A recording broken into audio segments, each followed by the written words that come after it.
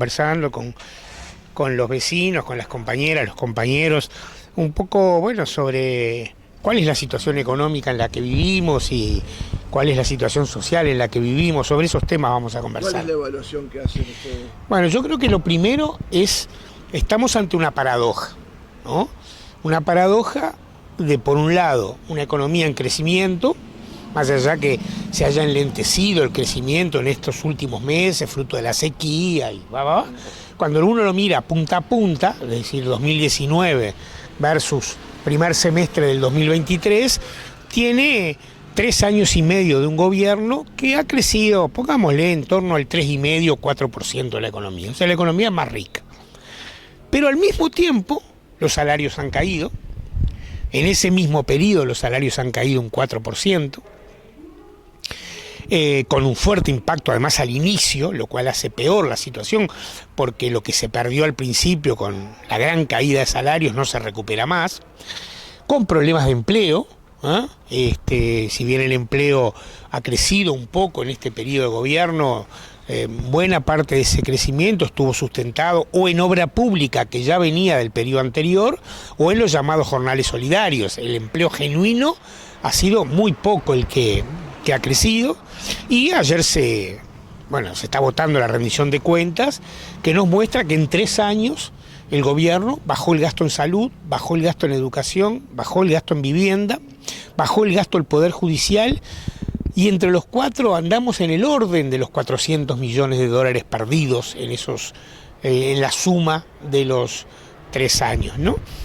Por otro lado, acaban de salir las cifras de pobreza. Si bien son cifras del primer semestre del 2023, entonces hay que compararla con los primeros semestres de otros años, ¿no?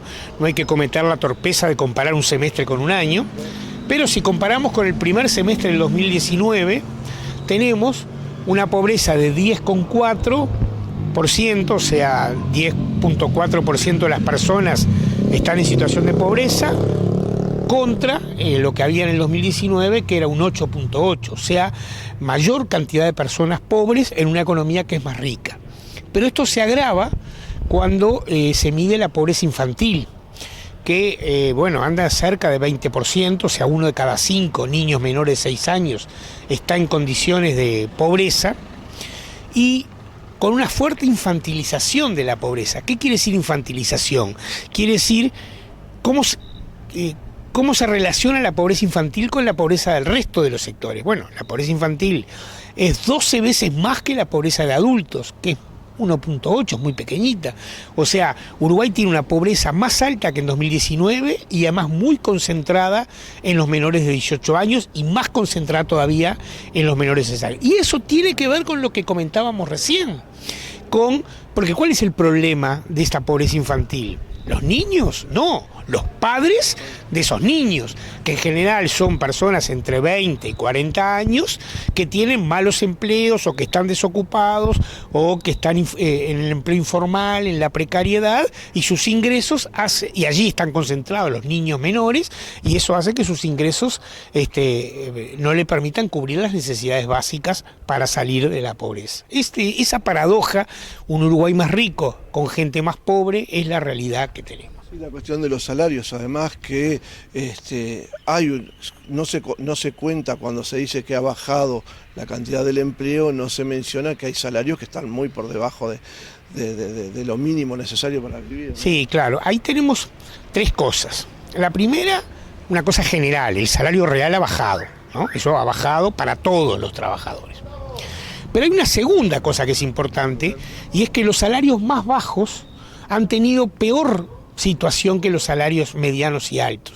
Hay organizaciones sindicales que ya han logrado en estos 3 años recuperar una parte y en algún caso el todo de lo perdido.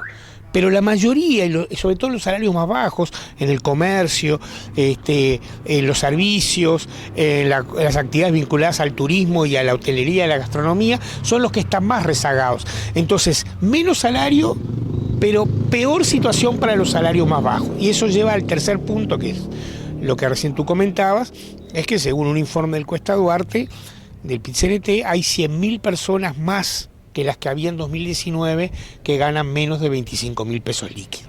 Coincidió el ministro cuando estuvo por acá con esa lectura del Cuesta Duarte y dijo que estaban trabajando en eso. Bueno,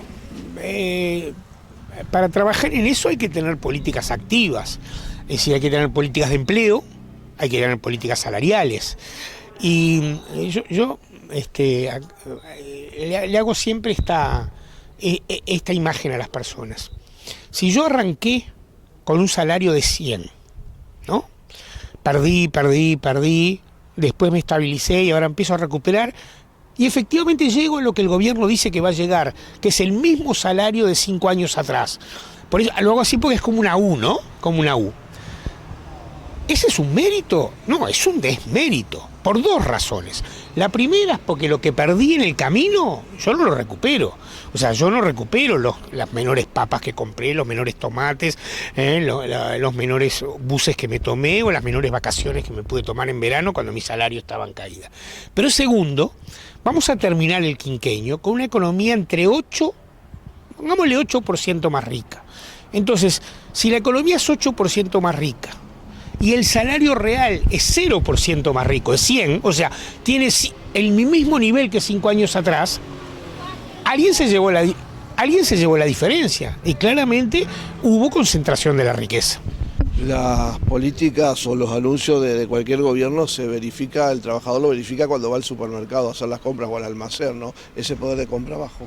Sí, y además mire qué interesante, yo ayer presenté un trabajo que comparaba febrero del 20 con octubre del 2023. En Supergas, precios de los alimentos y precios en general. Los precios en general aumentaron 29%, ¿no? Por eso el salario real cayó.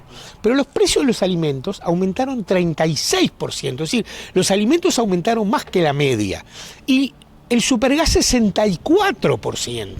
Entonces, aspectos básicos para el consumo de las familias, como el Supergas o el arroz, el azúcar, la harina, la carne, el pollo, el agua de mesa, todas esas aumentaron más que la media.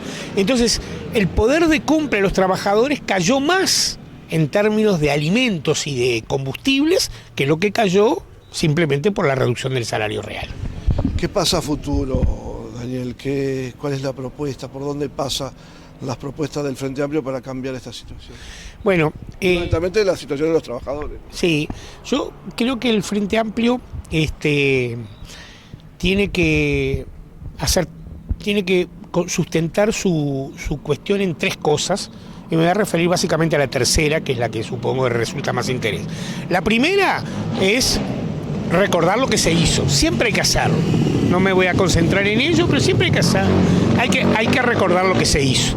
Porque 15 años de crecimiento del salario, 15 años de crecimiento del empleo, 15 años de crecimiento del gasto en salud, educación y vivienda no debieron pasar en vano y hay que... Segundo, en lo que han revertido estos gobiernos, la caída del salario, la caída del gasto en salud y la caída de la educación. Pero tercero, en qué cosas nuevas va a ser. ¿Qué cosas son novedades en materia de política o de programa en relación, como tú bien decías, a los trabajadores? Me voy a referir, porque seguramente hay muchas cosas para hacer en otros terrenos, ¿no? Como la seguridad u otros que no son mi métier. Y yo creo que hay 3 cosas básicas allí donde el Frente tiene las mayores propuestas disruptivas, para llamarla ahora, es decir, que tienen que ver con lo que se hizo en los 15 años, pero que dan un salto en calidad respecto. El primero es trabajo, ¿no? Creo que hay que hacer una política fuerte de promoción y subsidio al trabajo, al empleo, como queramos llamarle, sobre todo porque las tasas de empleo nos muestran un problema general de trabajo, pero además problemas particulares en jóvenes, en negros, en mujeres, en personas con menor nivel de educación formal, o sea, con la secundaria no completa, o en algunos territorios, como por ejemplo toda la zona vinculada a la frontera con Argentina, digamos, ¿no? O también en algunos departamentos del norte en la frontera con Brasil. Ahí las tasas de desempleo, de informalidad son mayores. Entonces, políticas activas de empleo y de subsidios al empleo para que las empresas tomen trabajadores, pero particularmente tomen de esos sectores más con más problemas. Y ciertas políticas de capacitación también, porque a esos trabajadores seguramente las empresas van a requerir ciertos niveles de capacidades que el Estado tiene los instrumentos como para hacerlo. Segundo es vivienda. Parece que vivienda es si yo tuviera que poner en el podio salud, educación, vivienda, ¿cómo los resolvimos? Que en todas avanzamos en los 15 años, pero ¿cómo lo resolvimos? Pondría salud en el 1, educación en el 2 y vivienda en el 3. Y creo que en eso estamos todos de acuerdo. Eso significa invertir. Las bases programáticas dicen que hay que duplicar el presupuesto de vivienda, porque hay que actuar sobre los problemas que existen en vivienda, estructurales, y los nuevos problemas que surgen a partir de la necesidad de la gente que quiere independizarse, que quiere mudarse, que quiere alquilar, etcétera, etcétera. Entonces hay que trabajar en un plan de vivienda que con por lo menos el doble del actual presupuesto y con un centro, ¿no?, en las cooperativas de vivienda o en las viviendas de promoción social, digamos. Y tercero, el sistema de cuidados.